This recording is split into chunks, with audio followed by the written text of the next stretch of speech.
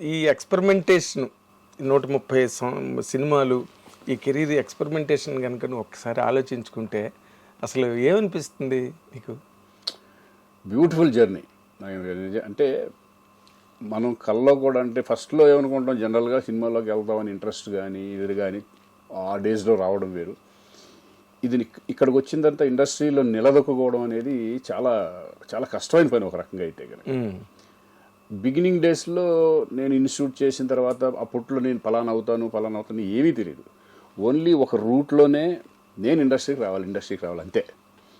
అటువంటి టైంలో ఇన్స్టిట్యూట్ చేయడం మెల్లగా నా జర్నీ పీపుల్స్ ఎన్కౌంటర్తో స్టార్ట్ అవ్వడం, తర్వాత మధురానగర్లో రావడం, తర్వాత మధురానగర్ తర్వాత మళ్ళీ బ్రేక్ పడతాం ఒక 6-7 నెలల్లో.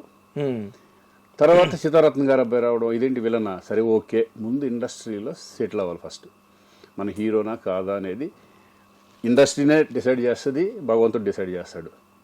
నా కెపాసిటీ ఏంటి అనేది వాళ్ళకే తెలుస్తుంది అని ఆ ఉద్దేశంతో ఏంటంటే విలన్గా కూడా నేను కంటిన్యూ చేసా.